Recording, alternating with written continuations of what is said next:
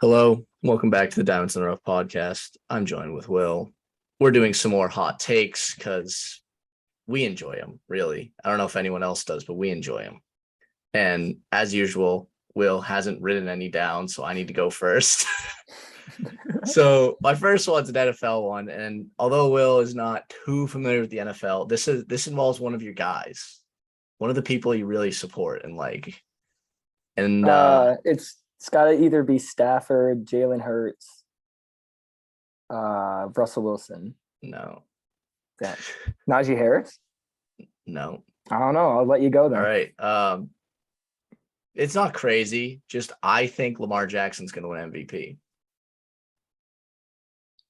Okay. Is that not one of your guys? Like we've talked about him. I feel like No, I think he's overhated. Like, I mean, I like him. okay, I wouldn't say yeah. he's one I of my mean the whole guys. like he's a running back thing's dumb to me. I think when he first got into the league, he wasn't the best thrower, but now, although I still wouldn't consider the most accurate, he makes the right decision usually and he gets it there. Although it might be difficult catches for some of the guys. The Ravens have made up by getting these big targets for him. You know, Mark Andrews is a big guy who has a big catch radius. Have you never heard that term? No, that's You've cool. never heard catch radius. Nope. Fair enough. And they drafted Bateman the other year, last year, and he should have a very good year. And they traded Hollywood Brown because he couldn't catch. So, and also I think people just forgot. People forgot about Lamar Jackson. They forgot about the Ravens. I mean, the amount of injuries the Ravens had last year is absurd. I have them winning the division, and I think Lamar's going to be, obviously, he's the quarterback. He's going to be a big part of that. And I think he will have the storyline. It'll be surprising that they win the division over the defending Super Bowl champs in my scenario. Could happen, could not. So yeah. And to build off it, I have another hot take about MVP. I said the NFL should not be allowed to give MVP to someone not in the AFC North or the AFC West this year. Barring like if they go like 16-1, 17-0, or just break some crazy record.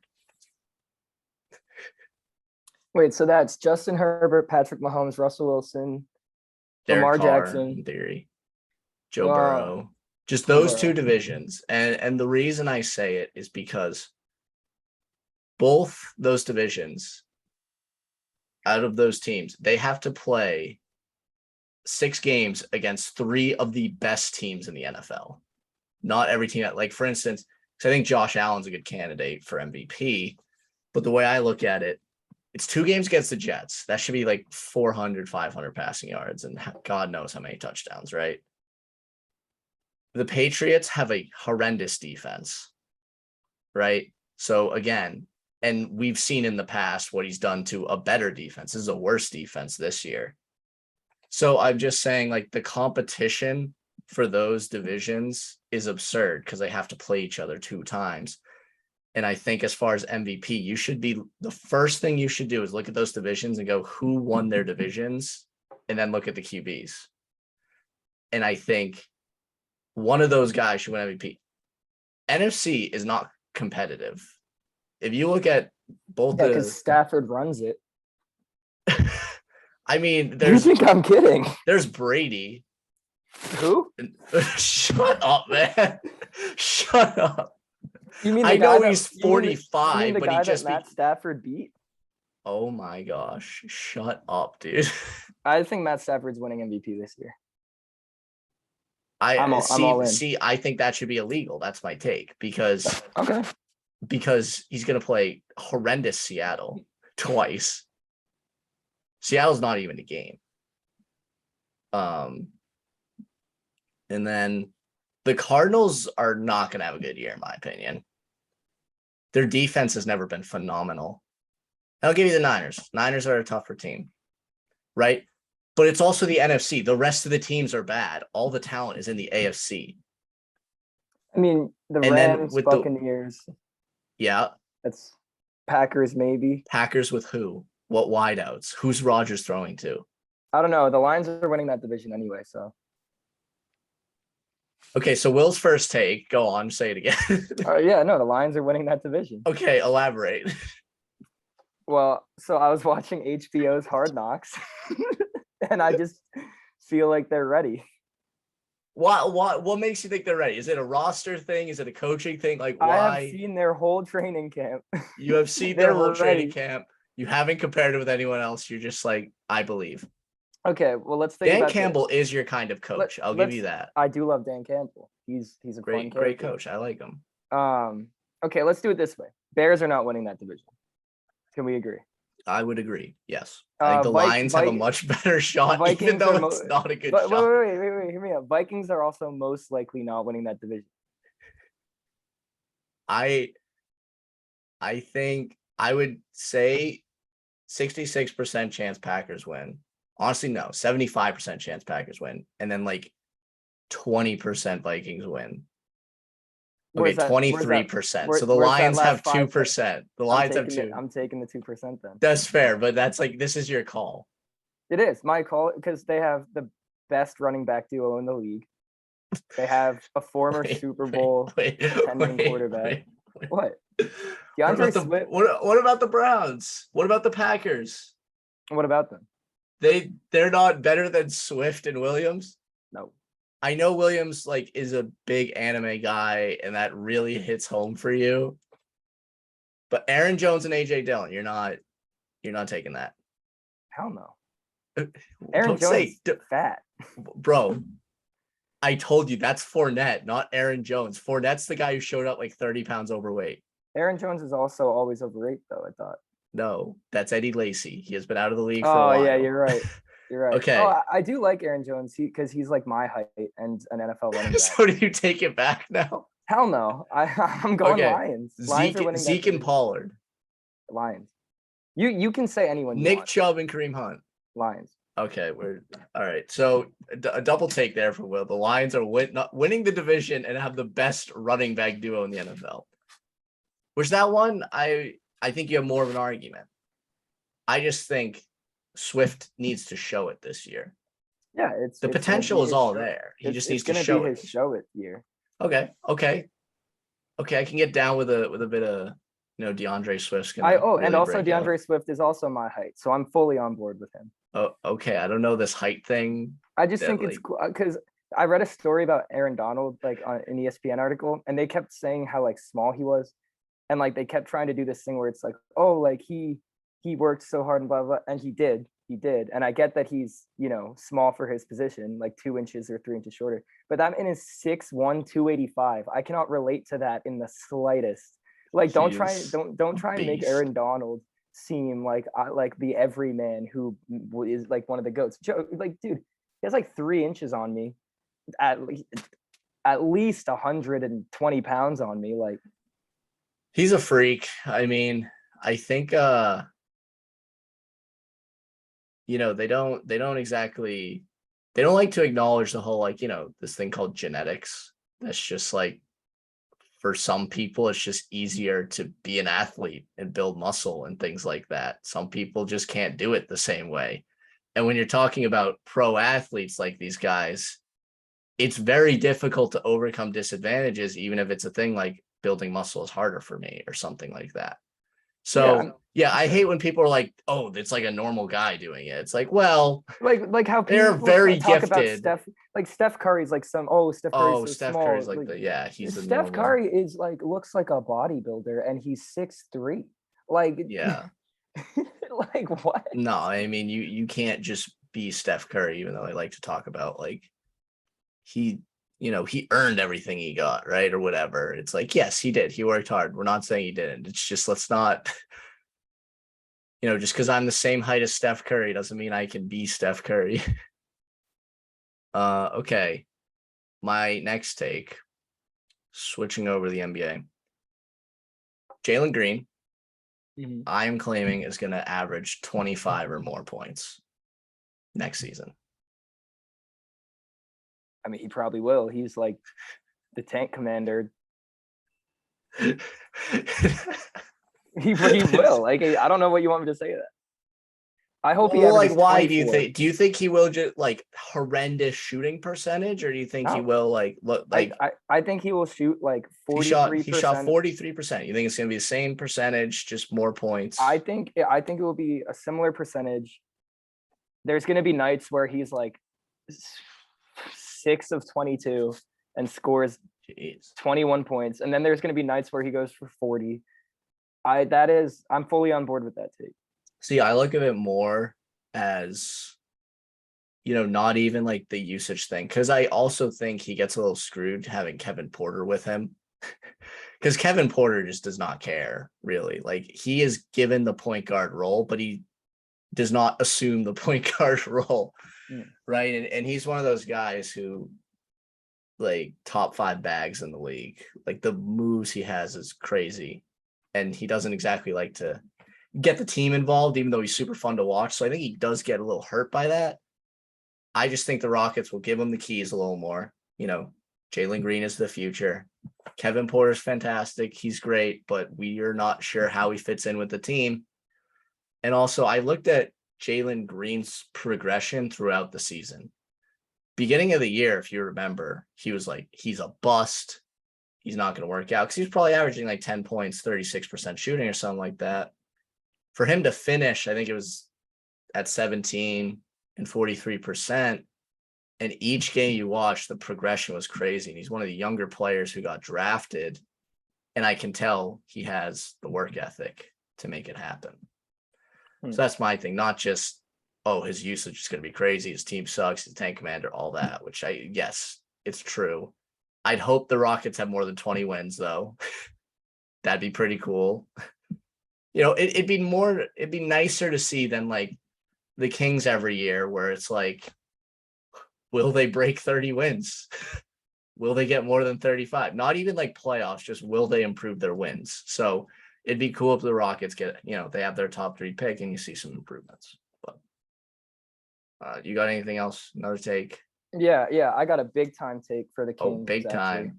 For the Glad Kings. Yes, I mentioned 2. Kings and you immediately thought of something. 2. I think Keegan Murray wins Rookie of the Year. Okay. And I think the Kings finish better than the Lakers next year. So you think the Lakers could be like the 12th seed and the Kings would be the 11th? Because we know the Kings aren't in the play-in. So like, how is this gonna work? I mean, I think there's a chance the Kings could be like the 10th seed and make the play-in. All right, let's say hypothetically that we're alternate universe, because it's not this world we're in right now. It has to be a different one. Kings are the 10 seed. How much do they lose by in the first game? Who are they playing? Whoever you want. The West is deep. It doesn't matter. Okay. If they're playing the Pelicans, 7-10, they're playing the Pelicans. Pelicans won't be the 9th seed. It was say, we'll say Portland. No, it'd be 9-10. They're not losing by much to Portland. Really? You don't think Portland's going to be better?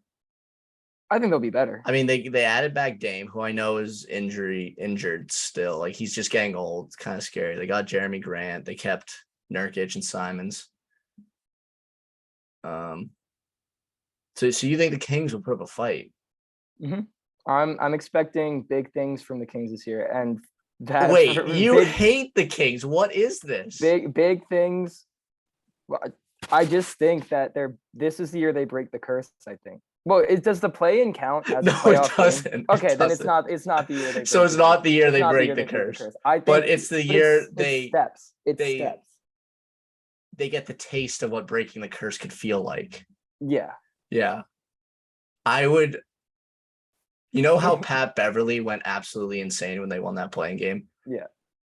Nothing would make me happier than if like Keegan Murray did that after winning an upset of the 10-9 game, only for them to play another game to try to get in the playoffs and lose.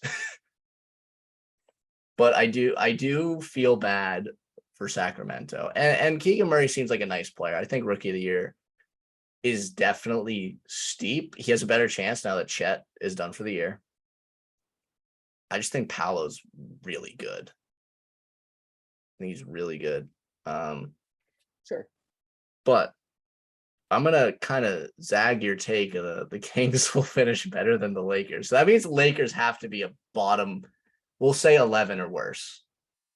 Because I think the only way it could work in your scenario is the Kings or the 10 seed. Somehow. I'm expecting you said it. You said it perfectly. The Kings are going to be the 10 seed. Taste what possible playoffness is like.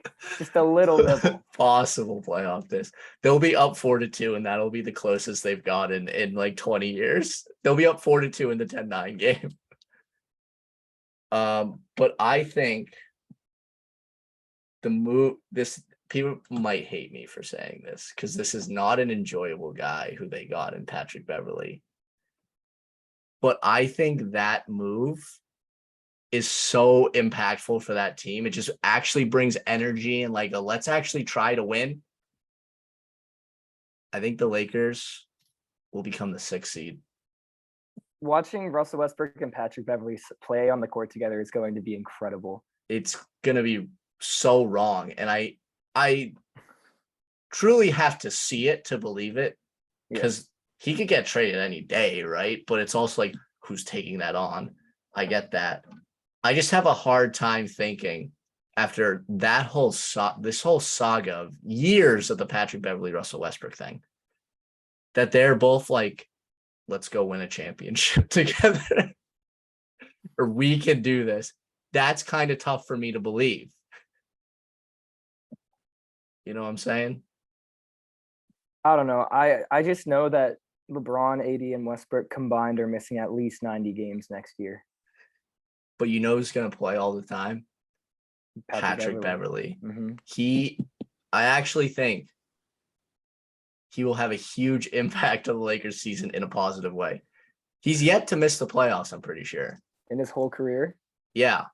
Because I remember when he got traded to Minnesota, people were like, oh, that must suck. You go from a great Clippers team to Minnesota. And he's like, this ain't ruining my playoff streak. We're making the playoffs next year or something. Yeah, he really did make the playoffs. And he actually performed on that because JJ Redick said it when he went to the Pelicans, and that didn't happen. But Patrick Beverley making big moves. Do you have something else? Oh, I could keep going. Yeah, give me. I got one locked. I've had one locked and loaded since last time. So I think. So this is going to baseball, MLB. Okay. I think the most underrated pitcher, the most underratedly dominant pitcher of all time. His name's Mike Hampton. Of all time. Yeah. Do you know who Mike Hampton is? I actually do not. So Mike Hampton is legitimately the most dominant pitcher of all time, and here's what. Is he a Hall of Famer? No, he's not even close. But from 1999 to 2003, for 5 straight years. Wait. What? Who is this guy? No. Let me. If you don't know Mike Hampton, pull up Mike Hampton. I have his baseball reference here. Yeah. He had one. Okay, you know what? Just say your spiel because I see something that just blows my mind. There's a 5-year stretch. Yeah. Where this man won the Silver Slugger. Yeah, I see that. No one else has done that. No one else has came close to that. Name me another player who's been a Silver Slugger at their position for 5 straight years. You do not hear about Mike Hampton, and it's a crime. So 5 straight years, he won the most prestigious award a pitcher can get. No, that's not the most prestigious award a pitcher can get. This, as a hitter, it is. Oh, and he won it. He's competing against half the league, Will. 1999, that's 311. 2000, that's 274. 2001, that's 291. 2002, that's 344. I mean, these are Ohtani numbers. Wait, like, what? This is. Wait. What is Madison Bumgarner? He's only won 2. Really? Mike Hampton, right. John, Mike Hampton won 5 straight Silver Sluggers. So I just want to say, as I pull up Baseball Reference to look up Mike Hampton. Yes, Mike Ohtani. Stop. I see on Baseball Reference he had a season where he went 22-4 with a 2.9 ERA, and I'm like, okay, that's very shocking. That I would have never heard of this guy, right? Because I like to think I know baseball history well. And then you continue to say it's because of his silver sluggers, nothing to do with his pitching. John, he won 5 straight silver sluggers. Has no one won 5 straight? No one's even won more than 2. No, I'm not even saying pitching. I'm just saying. Oh wait, Rick Rhoden won 3. Besides that, no one won 3. Like he's so far and above the better than his competition. This isn't a hot take. This is just a fact when you think about he's the best hitting pitcher of all time. That's what you're saying. He hit 7 home runs in 2001. You're not. This isn't a hot take. I just want to clarify. This is just a fact that Mike Hampton is the best hitting pitcher of all time. But he's also incredibly underrated. Like he had a pretty good career. It's looking like he was the 2000 NLCS MVP. Mm-hmm. They lost to the Yankees, but whatever. He was second in Cy Young one year. 2-time All-Star. He won a Gold Glove too. He hit 7 home runs in 79 at bats. That's crazy. That's like that's Barry Bonds-esque. This is why Will follows baseball stats. He doesn't care who wins the World Series, who wins the MVP. No. Who's won 5 straight Silver Sluggers as a pitcher? That's what I want to know. Mike Hampton is the most dominant pitcher of all time. I'm getting you a Mike Hampton jersey. Is that? Oh, God, I don't know who. I don't know about that. Well, we like to do team association. What's his team? Would you say? It's gotta be. Well, he won. Let's see. He won. That's the other thing that's crazy about the 5 straight Silver Sluggers. He wins one on the Astros, goes to the Mets, wins another one, right? Yep. Goes to the Rockies, back to back, and then goes to Atlanta. Yeah, he did. He gave everyone a Silver Slugger. He purposely didn't sign with an AL team because he wanted to continue his legacy. Yeah. I think of him. No, because he was at Seattle one year and then said, "This sucks. I can't hit." Leaves, and that's when his pitching career actually starts to get better. Yeah, and I blame Seattle. Yeah, no, you just gotta let someone work. Yeah, it's all Seattle's fault. But respect to them for not, letting him do what he wants, right? No one entered this podcast thinking, I bet we're gonna hear some Mike Hampton talk. Well, but that's why he's the most underappreciated legend of the game. That's why you're on. That's why I bring you on for things like this. But all right, that's all the takes we're gonna have for this episode. So I'm gonna close it out. So thank you everyone for listening to another segment of Hot Takes. Tune in next time.